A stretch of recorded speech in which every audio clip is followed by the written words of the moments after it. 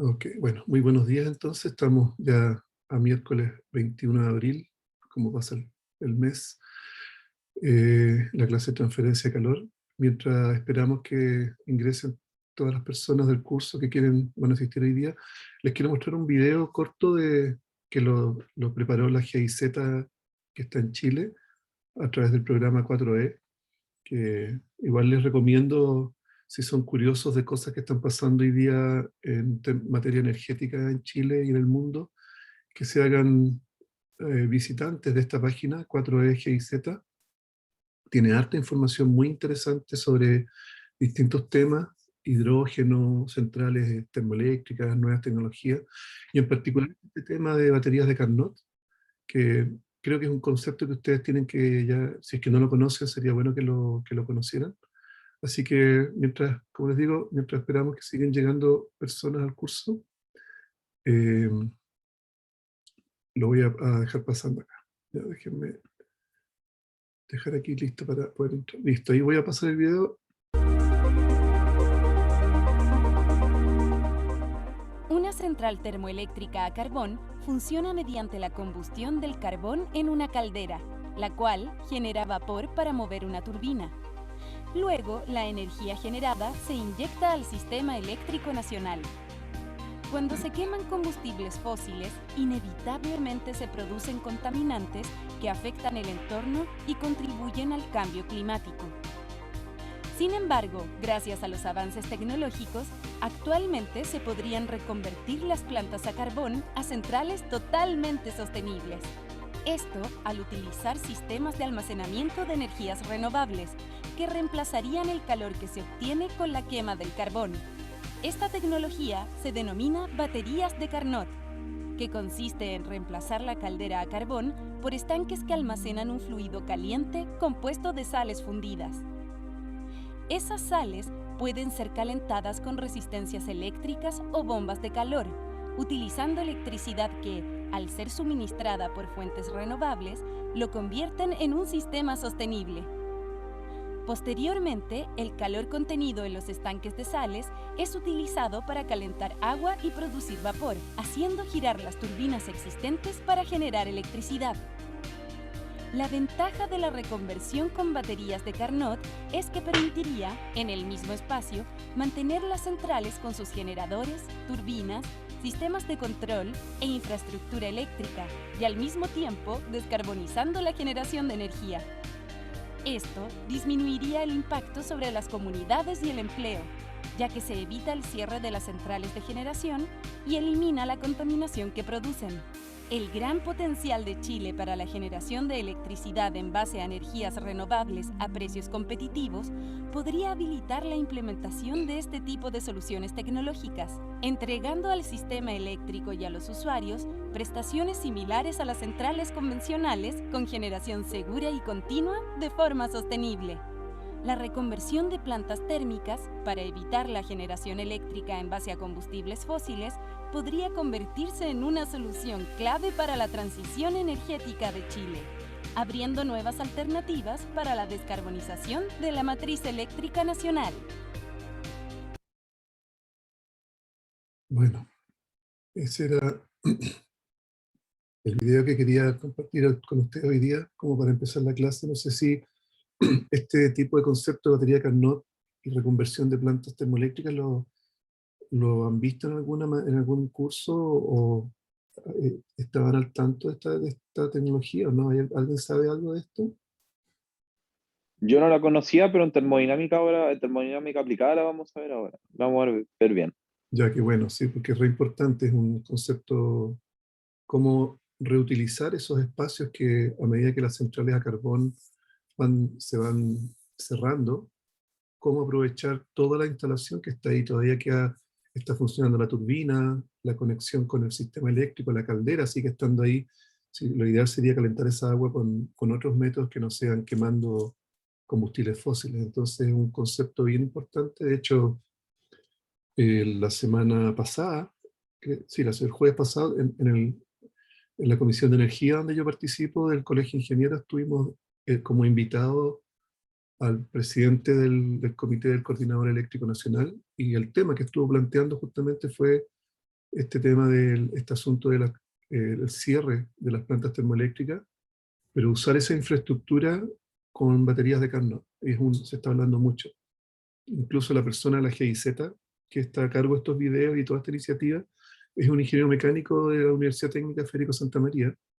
Es un poco mayor, tiene un poco más joven que yo, pero él estudió en Casa Central, no, el campus de San Joaquín no existía, pero es alguien, un colega de ustedes, digamos, así que ya está metido muy, muy a fondo en este asunto, está apoyando bastante al gobierno, así que al gobierno y a las empresas también. Así que eso quería comentarles, no sé si alguien más tiene algún comentario sobre este asunto de la reconversión de centrales, el cierre de centrales de carbón, y lo muestro en el curso porque las sales fundidas tienen al interior una transferencia de calor que está recibiendo calor renovable, ya dijo ahí, a través de bombas de calor o resistencia eléctrica. La sal almacena ese calor, luego ese calor se le entrega a la caldera para hervir agua, la sal se enfría y vuelve a pasar por el circuito y se vuelve a calentar con esta electricidad, como decía, que venía ya sea de las bombas de calor, que son muy eficientes, o de resistencia eléctrica, que son ineficientes, pero si hay suficiente sol, la verdad que el costo de esa electricidad podría ser no tan relevante. Y además que justo estamos usando el calor en la hora más alta para almacenar ese calor en las sales y nos da una inercia para poder tener electricidad más tarde cuando ya no haya tanto calor o tanto viento. Ya, no sé si alguien tiene otro comentario sobre esto, alguien que quiera Profe, decir. Sí, dígame, Charlie. ¿y qué tan realizable esta reconversión por el hecho del espacio en que se ocupan con los paneles y además la ubicación que se requiere para que funcionen bien? Bueno, ahí justamente empieza el trabajo de ingeniería de detalle, es un tema caso a caso, hay que ver, por ejemplo, si es que está la central Renca, por ejemplo, que está trabajando con gas natural, que está en medio de Santiago, a lo mejor el espacio ahí disponible no es tan amplio como para poner la cantidad suficiente de paneles fotovoltaicos, entonces sería un problema. Pero si, por ejemplo, estamos en estas zonas de sacrificio, en la quinta región, donde hay espacios muy grandes alrededor de las centrales, entonces sí podría ser un elemento. Ahora, si no hay espacio para poner paneles fotovoltaicos, pero estamos cerca del mar, que en general las plantas térmicas a carbón están cerca del mar para recibir el carbón por el océano, en barcos. También está la tecnología de turbinas eólicas offshore, o sea, fuera de la costa, que podrían también ser una alternativa. Entonces, justamente la pregunta que tú haces es súper buena, Charlie, porque tiene que ver con ya la ingeniería de detalle del proyecto. No, no todas las plantas van a estar con esa disposición de tener cerca una fuente renovable tan eh, útil para generar la energía necesaria para fundir las sales, ¿ya? Ahora podría también estar la fuente renovable más lejos y simplemente poner una línea de transmisión. Pero ahí el proyecto se empieza a hacer más caro y más complejo porque significa que tener un tendido de cable de alta tensión por una distancia muy larga. Lo ideal sería que esté todo cerca. Así que sí, súper buena tu pregunta, Charlie, porque eso es justo empezar a pensar como ingeniero. Tengo esa la solución, pero ahora hay que ver cómo la implemento. Y esa es pega de ustedes en unos pocos años más. Bueno, ok, ya tenemos bastante audiencia, así que quiero ahora ya comenzar más con la clase formal. Después de este video que me parece igual interesante verlo. Hoy día nos corresponde analizar la clase 4, entonces yo se la envié como cápsula, no sé si la alcanzaron a ver todos, pero el formato que quiero hacer ahora es primero hacerles un quiz para que ustedes vean si es que entendieron la materia que leyeron y si no la leyeron, que se fijen en qué conceptos tienen que estudiar bien y después hago un repaso para que justamente si es que hubo problemas con la forma en que respondieron el quiz, en el repaso los podamos reforzar. ¿Ya? Entonces, déjenme ir a... No, todavía no. Les voy a poner en el chat el link para el quiz, que es el Mentimeter, y después les voy a poner en la pantalla el código de barra. Entonces ustedes pueden entrar ya sea por el link directamente en su computador o por el código de barras en el código de barras en sus teléfonos, ¿ya? Entonces déjenme un segundo acá para aquí está el link. Copy link, aquí está. Ahí está. Y me voy a Zoom. En el chat. Ahí está el link. Y los que quieran usar sus teléfonos, déjenme un segundo que les comparto inmediatamente la pantalla. Y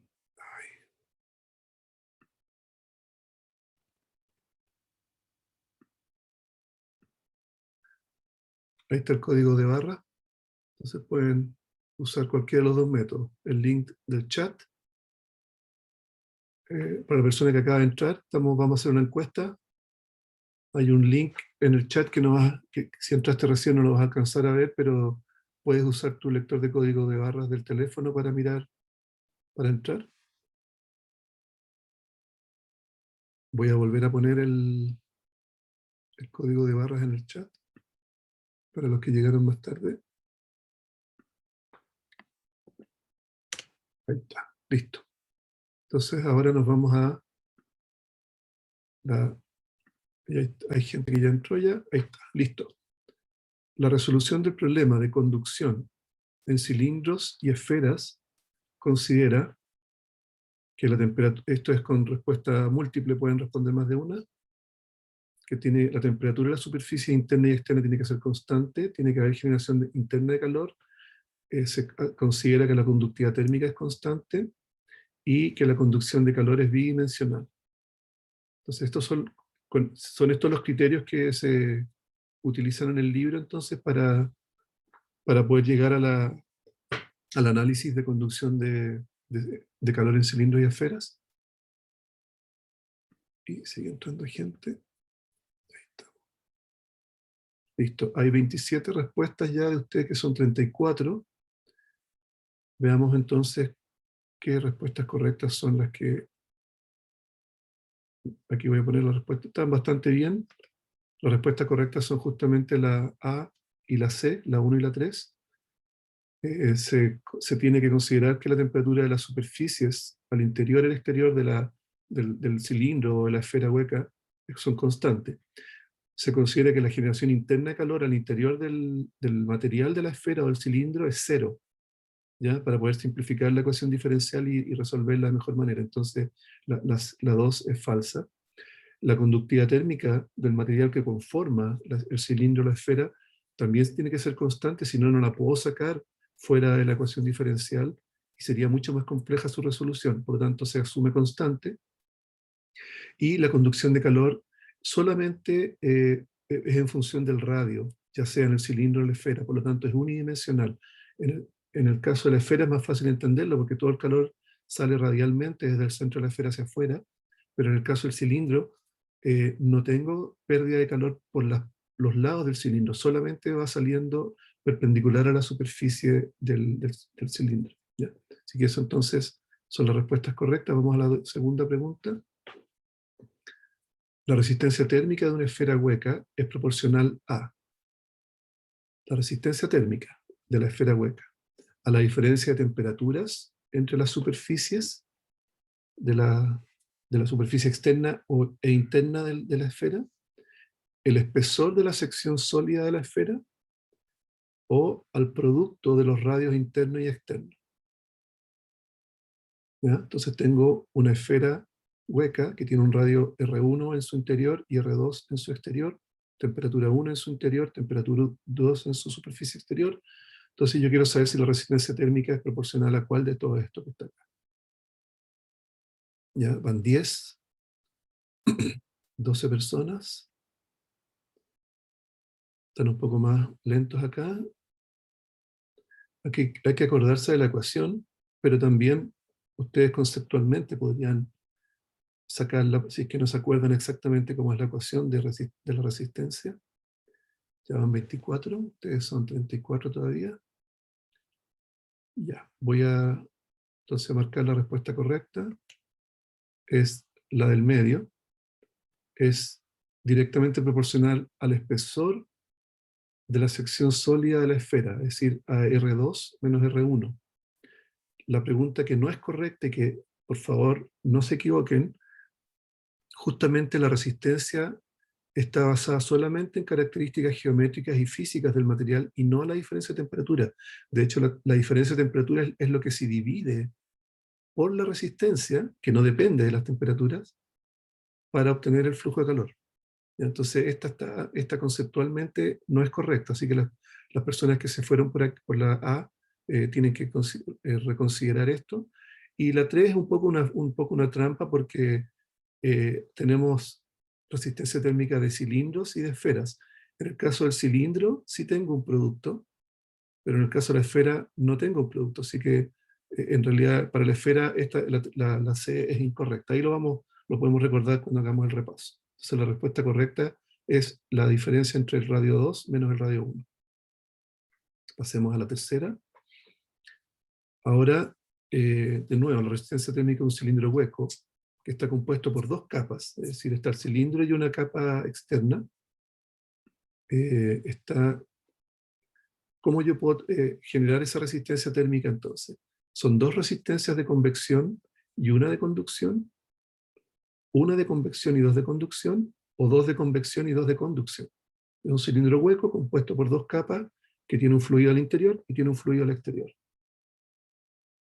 Esta debiese ser más o menos fácil de responder, así que espero que vayan rápido.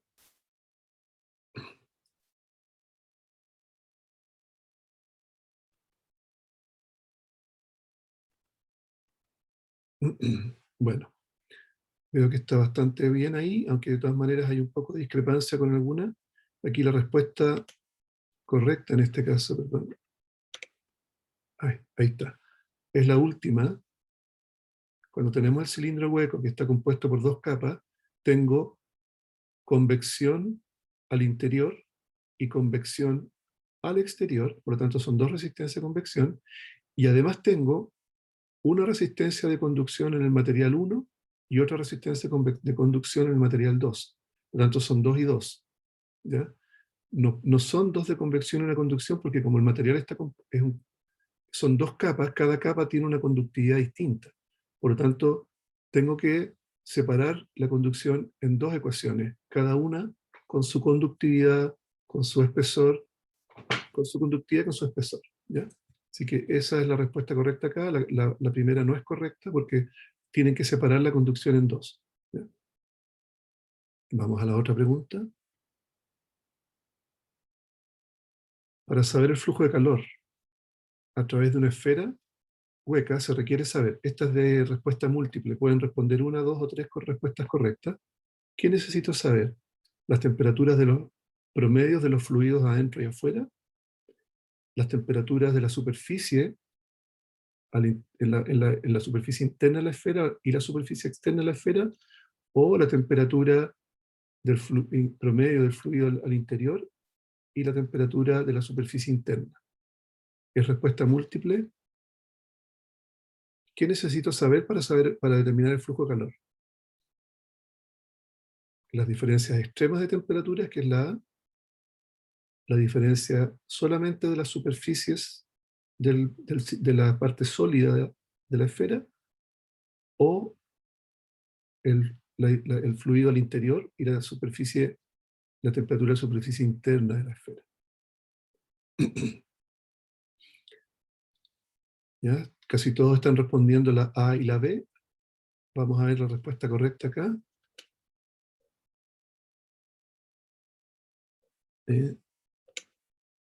Son las tres. Son las tres. ¿Ya?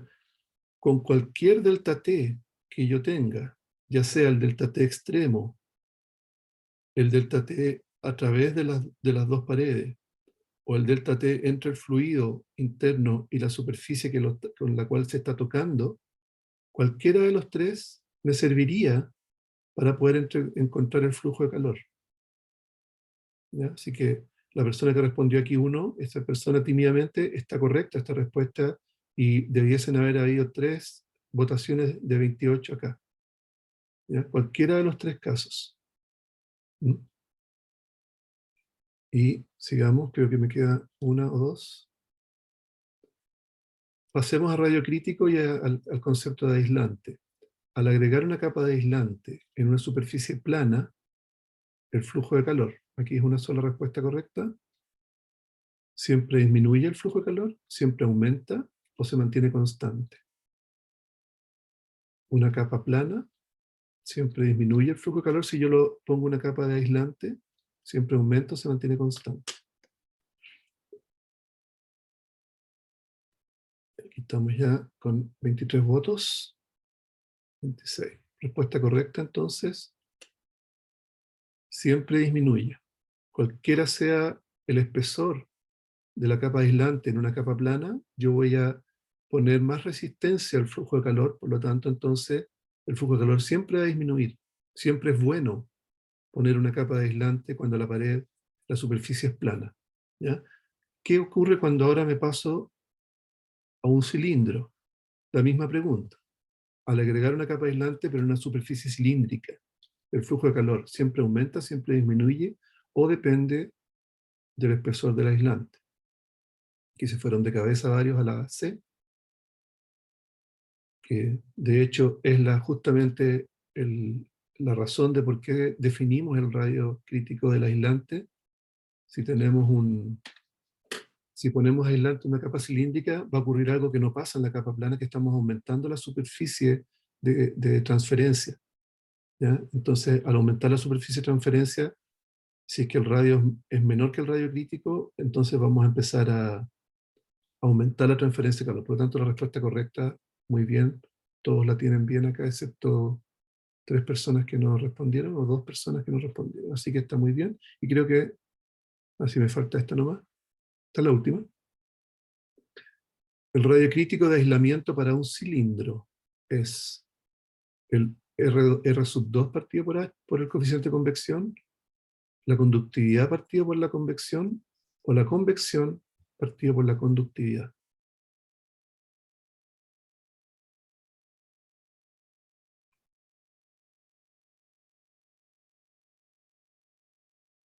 ¿Ya? Y aquí, de nuevo, ya 26, vamos a poner la respuesta correcta. Es la respuesta del centro, es la conductividad partido por el coeficiente de convección. ¿Ya? Ese es el radio crítico. O sea, si yo llego hasta este radio crítico, voy a estar entonces aumentando la transferencia de calor. Y de ahí para adelante lo voy a empezar a disminuir. Afortunadamente, este valor es tan pequeño que cuando lo estamos poniendo en una tubería que en su interior tiene líquido o vapor, sería muy difícil tener una capa aislante tan delgada que me permita estar cerca del radio crítico, pero de todas maneras siempre es bueno considerarlo. Y además el caso de los alambres eléctricos es diferente, porque ahí sí que los cables son más pequeños. ¿Ya? R2 partido por H no es correcto, el radio no tiene nada que ver, es simplemente una relación entre conductividad y convección, y por supuesto este que está a la inversa no corresponde. Esto es para un cilindro. Si fuese para una esfera, es lo mismo, pero hay que multiplicar por 2 la conductividad. ¿Ya? En el caso de la esfera, el radio crítico es 2K partido por H. Y ahí hemos terminado la presentación. ¿Ya? Y espero que con eso entonces quede más claro algunos conceptos. Y ahora, no sé si alguien quiere preguntarme algo. Lo que voy a hacer ahora es justamente hacer un repaso de la materia para que veamos dónde nos equivocamos. Si alguien quiere preguntarme algo, me interrumpe nomás. Estamos mirando acá ahora, déjenme ponerlos a ustedes aquí a la vista. Y el chat a la vista. Ya, veo que no hay nada en el chat, así que sigamos entonces. Qué bueno que les gustó el cuestionario, esa es la idea, que se motiven un poquito. Y recuerden que de todos estos cuestionarios yo voy a hacer una selección de preguntas para el certamen. Entonces voy a elegir 15 preguntas de todas las preguntas que hagamos, y esas son las que van a ir en el certamen 1 y después en el 2 y en el 3. Entonces, si ustedes han estado viendo las respuestas y ya saben cómo son, yo les voy a volver a poner las mismas preguntas, o a lo mejor levemente cambiadas, ¿ya? Para que ustedes las respondan. Entonces, como van a tener 15 preguntas para 20 minutos, si ustedes ya han hecho las preguntas, puede que las respondan en menor tiempo. Y si las responden en menor tiempo, pueden demorarse 10 minutos, no sé, o 15 en vez de los 20, y eso les da más tiempo para responder la segunda parte del certamen, ¿ya? Las encuestas las voy a subir al aula para que las tengan, ¿ya? Para que no, por si acaso no se acuerden, y bueno, están grabadas aquí, así que las van a tener por todos lados, ¿ya? Listo, entonces ahora estamos en la parte de esta materia. Ustedes, si no han visto la cápsula, por favor, véanla, yo no voy a repetir exactamente todo. Se refiere a conducción de calor en cilindro y esfera, y mañana vamos a hacer algo muy parecido, pero en este caso con aletas, ¿ya? Entonces, aquí está la materia, aquí están los conceptos, esto fue lo primero que preguntamos, cuáles son las condiciones que tenían que ser, que tiene que ser estacionario, las temperaturas constantes, tiene que ser unidimensional, ¿ya? Y aquí está entonces el concepto que estamos tratando de analizar. Escucha, hay una ambulancia pasando por aquí cerca.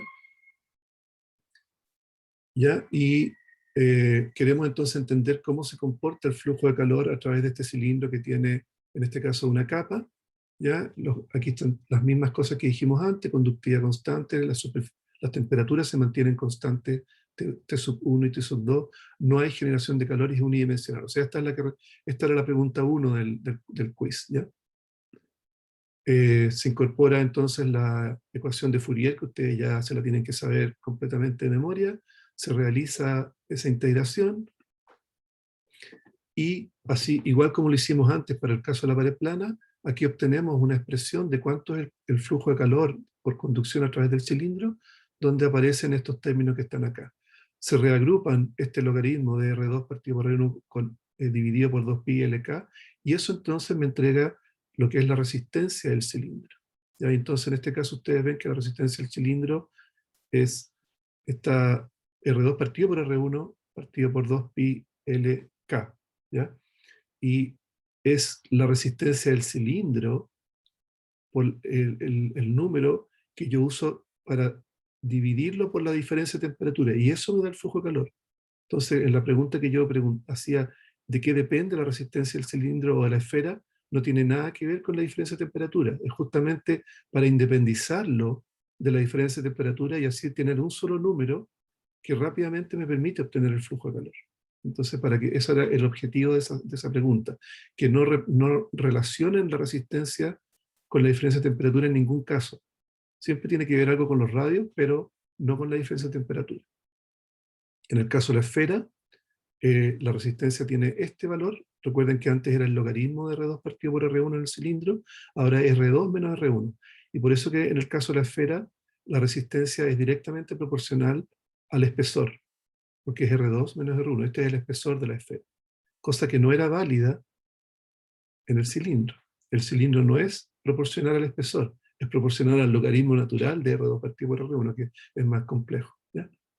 Así que ahí está entonces, es proporcional a R2 menos R1. Y ahí entonces ustedes tienen que, cuando están analizando un cilindro, tienen convección adentro, conducción al medio y convección hacia afuera, ¿ya? Y les vamos a entregar nosotros los coeficientes de convección, en este caso, porque todavía no sabemos cómo calcularlo. Entonces, en el cilindro, esta sería la forma de calcular la resistencia, y en la esfera, esta sería la forma de calcular la resistencia.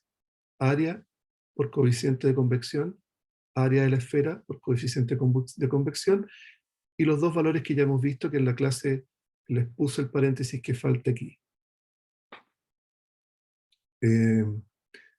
Seguimos acá. Aquí ya tenemos entonces un arreglo con varias capas, y esto es lo que preguntaban también en la encuesta. Si yo tengo solamente dos capas, tengo que tener una resistencia de convección, una de conducción, una segunda de conducción y una segunda de convección. Entonces, si elimino una capa de este dibujo, me quedan dos de convección en los extremos y dos de conducción, para considerar los distintos espesores y las distintas conductividades del material 1 y del material 2. ¿Ya? Y si tengo tres capas, son tres de conducción, y así sucesivamente. Y ahí entonces, en ese caso, la resistencia total es la suma de todas las resistencias individuales, ¿ya? Considerando en cada caso el área que corresponde. Si esto es cilindro, en este caso un cilindro. Si es para esfera, tengo que modificar los valores de acá adentro y las áreas. Y esta es la otra pregunta que les hacía. si yo tengo cualquier diferencia de temperatura, si yo conozco la diferencia de temperatura entre T sub infinito 1 y T1, ya con eso puedo, si me entregan todos los valores, yo puedo calcular la resistencia por convección e inmediatamente obtener el flujo de calor. ¿Se fijan? T sub infinito 1 menos T1, partido por la resistencia de convección al interior, me permite calcular el flujo de calor. Ahora, si tengo T sub infinito 1 menos T2, T sub infinito 1 menos T2, y calculo la suma de convección más la primera conducción, de nuevo tengo el flujo de calor. Y así sucesivamente. Si tengo T1 y T3, me entregan esta y me entregan T3, calculo R1 y R2 y obtengo el flujo de calor. Y finalmente, T2 menos T3, también puedo hacerlo acá, solamente con este R2, y la última, T2 menos T infinito. O sea, cualquier combinación que ustedes quieran, si son capaces de calcular la resistencia, porque tienen todos los datos, entonces pueden obtener el flujo de calor. Por eso que en esa pregunta, las 3 respuestas eran válidas. ¿Ya?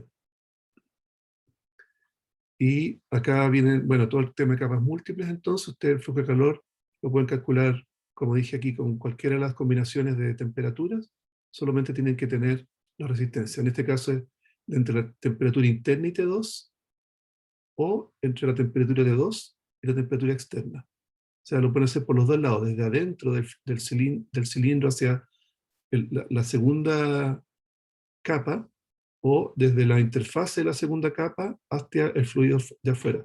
Todo es válido. Y ahora viene el radio crítico, concepto muy importante. Me voy a pasar al tiro al diagrama. Si yo tengo entonces una superficie, un tubo cilíndrico o una esfera, y le empiezo a aumentar el espesor del aislante, en vez de tener la superficie de transferencia del tubo, original del tubo, voy a tener una superficie de transferencia mucho más grande. ¿Ya? Y por lo tanto, entonces, como estoy aumentando la superficie de transferencia, yo podría entonces generar mayor flujo de calor hacia afuera. ¿Ya? Y eso se observa acá. A medida que, si yo grafico el flujo de calor con respecto al radio, y parto en R1, que es el radio externo del tubo, pero empiezo a salir hacia afuera, a medida que me voy haciendo crecer el radio, el flujo de calor aumenta, que es justamente lo contrario de lo que quiero hacer. Después de pasar ese radio crítico empieza a disminuir, y recién acá vuelvo a reobtener el flujo de calor que yo tenía originalmente. O sea, todo esto ha sido una pérdida de tiempo en términos de aislante. De aquí para adelante ya empieza a hacer el aislante a cumplir su función. Pero si ustedes leen el libro, que les recomiendo que lo hagan en esta sección, indica que numéricamente la relación entre R y H, perdón, entre K y H, disculpen, hace que este radio crítico sea siempre muy chiquitito. Entonces es muy probable que con cualquier capa de aislante comercial, ustedes van a estar largamente superando el radio crítico, y por lo tanto no van a tener este problema. Pero insisto, si es que aparecen aislantes muy efectivos, muy delgados, tienen que tener cuidado con este asunto. ¿Ya? Y en el caso del cilindro, el radio crítico es K partido por H, y aquí no lo puse en la presentación, pero en el libro está. En el caso de la esfera es 2K partido por H. ¿Ya? Listo, entonces eso es. Y estamos en la hora. Después de esto vienen unos problemas que los voy a ver a continuación del break. Así que voy a parar un ratito, y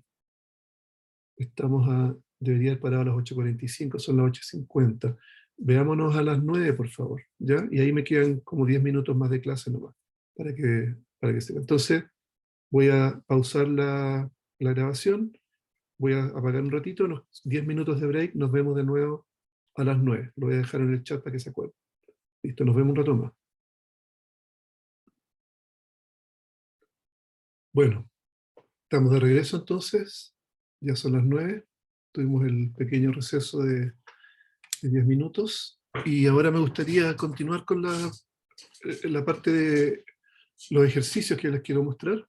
Así que no sé si están todos y todas por ahí. Volvamos entonces, y aquí me gustaría que participen un poquito, si es que pueden, por favor, a ver si me ayudan a resolver este problema. Lo voy a hacer bastante rápido, es más que nada para que entendamos los conceptos, por favor. Entonces, los dos problemas son del libro, están ahí mismo en el libro, no quiero inventar más. Ustedes van a tener una ayudantía ahora esta semana donde van a ver más materia, pero por favor, concéntrense en este, a ver si entendemos bien este enunciado. Fíjense, nos están dando un tubo metálico cilíndrico que tiene un aislante. Y me entregan toda la geometría de este sistema, todos los radios, tanto del tubo como los radios del aislante. Se me entregan los valores de la convección al interior, el coeficiente de conducción tanto del tubo metálico como del material que está haciendo de aislante, y afuera se me entrega el factor de convección, pero que es una convección combinada entre convección natural y radiación, ¿ya? Pero para que no tenga que calcular por separado y hacer una red eléctrica en la parte de afuera con dos resistencias en paralelo, se les entrega el H, que es combinado entre la convección natural y la radiación juntos, que es H2 igual a 18 metros partido por cuadrado grados Celsius. Entonces, en el fondo es casi como que hubiese solamente convección afuera. Este H entonces es de convección combinada, radiación y convección natural. Pero se trata como una resistencia en serie, nada más les dan el H. O sea, se simplifica mucho. Entonces ustedes tienen todos los elementos para calcular la resistencia interna al interior en el fluido que está al interior, las dos resistencias por conducción, tanto del metal como del material que está haciendo de aislación, y la resistencia externa, que es por la convección afuera. Y saben la temperatura sub 1, infinito 1, y saben la temperatura sub infinito 2. ¿Ya? Entonces me piden cuál es la razón de pérdida de calor por unidad de longitud del tubo. O sea, me piden Q punto. ¿Ya? ¿Cómo calcularían ustedes Q punto acá? Así bien rápido. ¿Alguien se anima a decirlo? ¿Cómo calculo Q punto?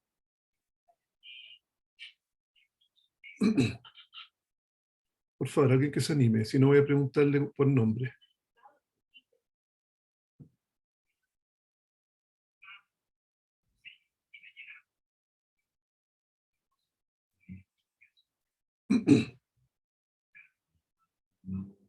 A ver, hay dos Matías aquí en el curso.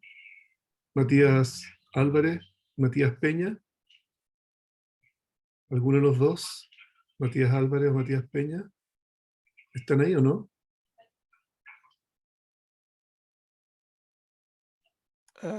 Sí, profe, aquí estoy. ¿Ya? Súper, Matías. A ver, si esto no, es sin nota, pero es para cachar. A ver, si yo quiero calcular Q punto, ¿cuál es la fórmula como más básica que puedes encontrar para calcularlo? Calcular primero la resistencia de cada elemento. Por Ya, ejemplo, perfecto. la convección adentro, la convección afuera y las capas de aislante. Súper. Y después usar la ecuación que tenemos que incluye la diferencia de temperatura externa y interna partida en la resistencia total. Eso, perfecto. Te pasaste. Con eso te dejo en paz. Súper bien. Te pasaste. Entonces Q punto es igual a la diferencia entre T sub infinito 2 menos T sub infinito 1 partido por la resistencia total. ¿Estamos? Súper fácil. Y después me piden la caída de temperatura a través de la pared y a través de la capa de aislamiento. O sea, quieren saber cuánto vale T2 menos T1 y T3 menos T2. ¿Ya? T2 menos T1 y T3 menos T2. Entonces ahí de nuevo, sí, pero yo ya voy a tener Q punto. Entonces, a ver si alguien se anima a decirme cómo calculo el delta T en la parte metálica. T2 menos T1.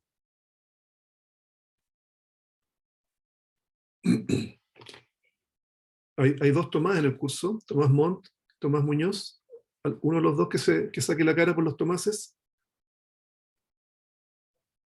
Tomás Montt, Tomás Muñoz. Tendría que ser, profe, tendría que ser con el calor en la diferencia de temperatura partido por la resistencia. Claro.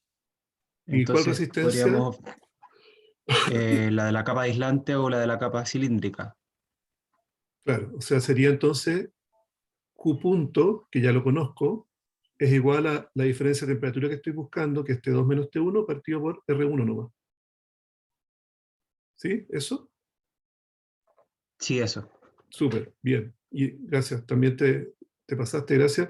Y el otro caso es lo mismo, Q punto sería igual a la diferencia T sub 3 menos T sub 2 partido por R2. Veamos eso entonces. Aquí están las típicas condiciones, que es importante saber cuáles son las consideraciones que estamos aplicando en este problema, qué es lo que se pregunta, cuáles son las suposiciones y cuáles son las propiedades que me entregan, ¿no es cierto? Y la resolución.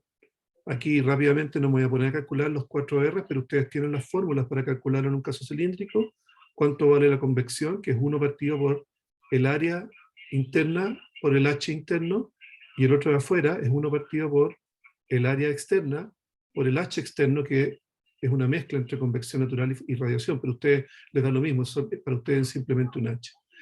R1 y R2 lo calculan con las ecuaciones del logaritmo de R2 partido por R1 partido por unas constantes, y ahí lo tienen para los dos casos y les dan estos 4 resultados. ¿Ya? Fíjense que la conducción por el tubo metálico es la resistencia es súper chica comparada con la resistencia de la parte de aislante. O sea, este término, incluso si ustedes no lo hubiesen calculado, es tan pequeño que casi no le hace nada a la resistencia total. O sea, podrían incluso despreciarlo y ni siquiera perder tiempo en meterlo, porque les va a dar un valor que no va a modificar en nada el 2.61. Y aquí está la respuesta a la primera parte, que la dijo muy bien uno de sus compañeros, uno de los Matías, creo que fue lo que pregunté. Entonces, la diferencia de temperatura entre los dos fluidos, el interno y el externo, partido por la resistencia total. ¿Ya? Y aquí, que es la suma de toda la resistencia, 121 watts por unidad de longitud. Y después, como Tomás me dijo también, puedo entonces, ya que conozco Q punto, ese Q punto se tiene que mantener en cualquier parte, entonces la diferencia de temperatura a través del tubo es Q punto por la resistencia del tubo, y la diferencia de la caída de temperatura en la capa aislante es Q punto por la resistencia del aislante, que serían ese valor súper chiquitito, 0.0002 para el metal, o 2.35 para el aislante. Entonces fíjense que el metal casi se puede considerar como a temperatura constante, porque la caída de temperatura es 0.02 grados, o sea, casi nada. Mientras que el aislante está haciendo que la temperatura baje 284 grados Celsius, un montón, fíjense. Y eso es lo que está también diciendo acá en la discusión, que me parece interesante. ¿Ya? Así que eso es el primer problema. Vamos al segundo. En este caso, ya es un poquito más complejo, y por eso me parece interesante considerarlo, porque ahora este es un elemento metálico que tiene a su interior una resistencia eléctrica. Entonces ahora no voy a tener la temperatura superficial interna constante, sino que voy a tener, ¿qué se va por aquí? Bueno, voy a tener un flujo de calor constante. ¿Ya? Entonces me están entregando, que es un alambre eléctrico, eso que dice vapor ahí está equivocado, no es vapor. Es una resistencia eléctrica, es un alambre eléctrico que tiene una cubierta de plástico, que es esta gris, muy gruesa, ¿ya? Y que la conductividad térmica es 0,15. Entonces después me dicen que por el alambre está viajando una corriente de 10 amperes con una caída de voltaje de 8 volts. Entonces me están entregando acá los datos para poder calcular cuál es el flujo de calor que se está generando por electricidad al interior de este cable. ¿Ya? Es electricidad que está pasando, no vapor, por eso digo que hay un error ahí. Entonces, si el alambre se expone a un medio que está a una temperatura de 30 grados en el exterior, ¿ya? Me dan el coeficiente H de convección en el exterior, H sub 2, me piden entonces la temperatura en la interfaz del alambre, es decir, aquí entre lo rosado y lo gris, y la cubierta de plástico, ya cuando está en operación estacionaria. Y después me preguntan qué pasa si yo aumento al doble el espesor del alambre. Entonces acá estamos frente a un caso en que yo podría tener el tema de que, como estoy aumentando la superficie de contacto, podría yo entonces estar aumentando la transferencia de calor. Pero en este caso el flujo de calor es constante. No les voy a preguntar ahora, sino que me voy a ir directamente a la resolución. Y tengo lo siguiente. Primero quiero saber cuánto vale ese flujo de calor constante y lo calculo por una ecuación eléctrica, que sería el voltaje por la corriente. Es decir, el flujo de calor que está al interior del tubo es constante e igual a 80 watts. ¿Ya? Ahora, la temperatura no es constante. Por lo tanto, como tengo que mantener el flujo constante, voy a tener una variación de temperatura. La resistencia es fácil. Disculpen. Tengo una resistencia por convección afuera, y la resistencia del plástico, que como es cilíndrico, es el logaritmo de R2 partido por R1, y abajo 2pi KL. Calculo entonces esas dos resistencias que me están dando acá. Entonces ya tengo la resistencia de la parte gris y la resistencia afuera. Me están preguntando cuánto vale la temperatura en la interfase entre el tubo metálico y el plástico. Entonces ya, como ya tengo el flujo de calor, solamente me interesa saber estas dos resistencias. No tengo que calcular la resistencia en el pedazo de metal, porque ya voy a... quiero justamente despejar la temperatura en esa interfase. Entonces acá está, la resistencia total es la suma de esas dos que calculé. No calculé la resistencia por conducción en la parte metálica. Y la ecuación es típica, porque aquí el flujo de calor es la diferencia de temperatura entre la interfase y el exterior, partido por la resistencia total, que son esas dos. Y eso me da entonces que despejo T1, me queda que esa temperatura es 105 grados Celsius. ¿Ya? Ok, hasta aquí el problema es bastante sencillo, pero ahora conceptualmente se pone un poco más complejo. Calculemos el radio crítico. El radio crítico, que para el cilindro es K partido por H y para la esfera es 2K partido por H, en este caso es simplemente K partido por H, me queda que es 12,5 milímetros. El espesor del aislante era de 4 milímetros. Por lo tanto está por debajo de los 12,5, es decir, todavía estoy en el caso en que estaría aumentando el flujo de calor porque estoy aumentando la superficie.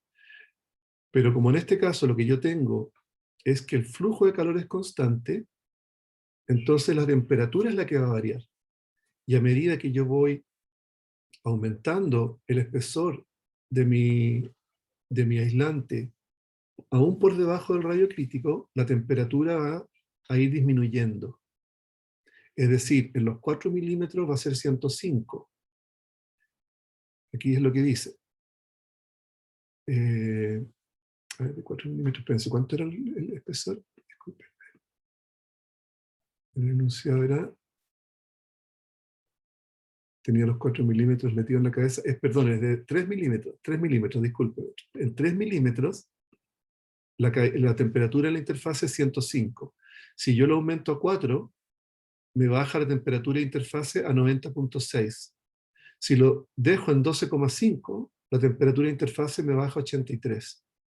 Entonces, esto es re interesante porque en un tubo eléctrico, como el flujo de calor es constante, para mantenerse en la condición de que el flujo de calor tiene que ser coherente con las diferencias de temperatura, la temperatura de la interfase va a empezar a disminuir. Y eso es muy bueno porque significa entonces que el cable va a quedar más frío y no se va a sobrecalentar. Pero eso es solamente porque estoy manteniendo el flujo de calor constante y no la temperatura constante, como era el caso del problema anterior de este problema. Eso está de alguna manera explicado muy brevemente en el libro y está reforzado por este ejemplo que se les acabo de dar, así que por favor tenganlo en consideración.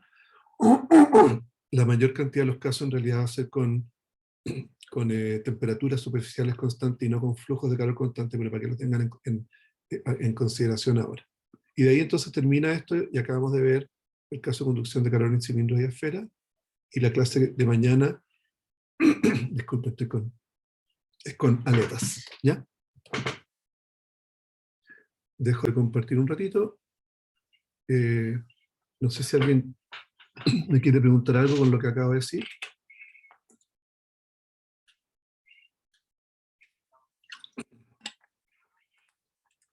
Parece que no. Parece que no. Ya. Entonces ya estamos terminando la clase. Les quería solamente hacer una última invitación fuera de clase. Eso es acá. Aquí deberían estar viendo mi escritorio. Sí. Sí, y dentro del escritorio les quiero mostrar esto, pero no era esto nomás.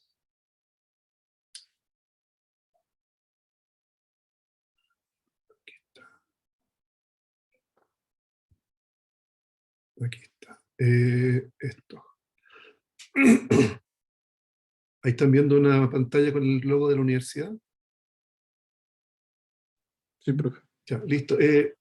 La próxima semana, el miércoles, vamos a hacer un seminario bien interesante que lo estamos organizando entre nuestra universidad y la UTEM, la Universidad Tecnológica Metropolitana, que se llama Actividad Vehicular, Calidad del Aire y Cambio Climático, ¿ya? Y vamos a estar exponiendo varias personas. Me va a tocar exponer a mí, que yo soy el director del proyecto que está presentando esto. Después va a venir Marcelo Fernández, que del Ministerio de Medio Ambiente, y lo conozco yo hace muchos, muchos años. Y después va a estar Diego Mendoza, disculpen, que es el secretario general de la Asociación Nacional de Automóviles de Chile.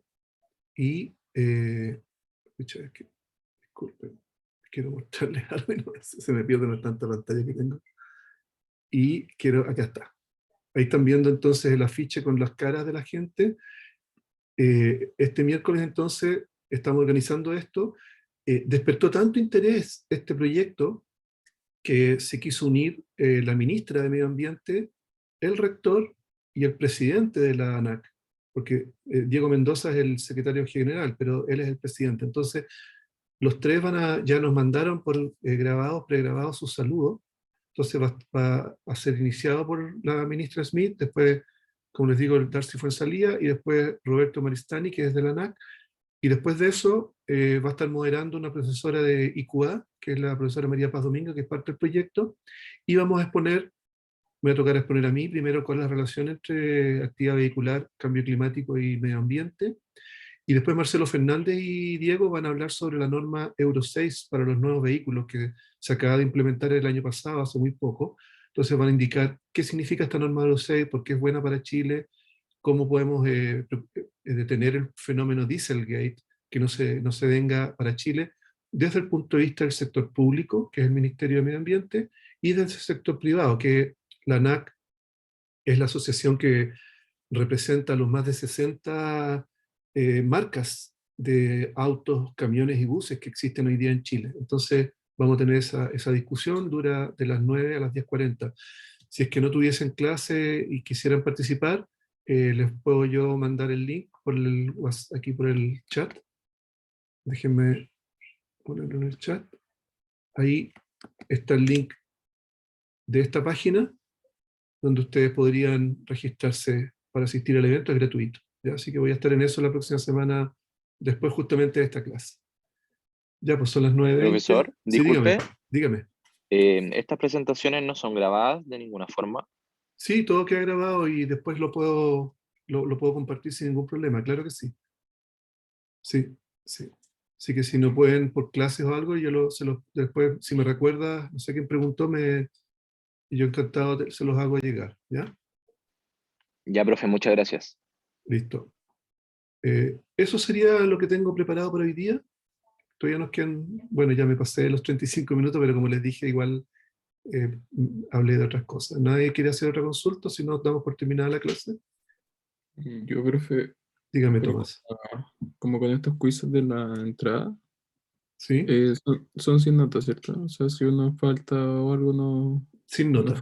Sin nota. Y los voy a dejar subidos al aula. Lo que sí, que es lo que dije, que de aquí voy a sacar las preguntas para el certamen. Y ahí, por supuesto, son con nota. ¿Ya?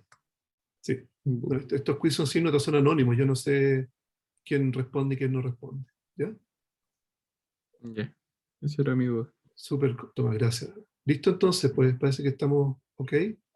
Ya, entonces dejo de grabar y doy por cerrar la sesión. Nos vemos mañana a esta misma hora en este mismo canal. Que esté muy bien. Chao, profe, cuídese, que le vaya muy bien. Chao, profe.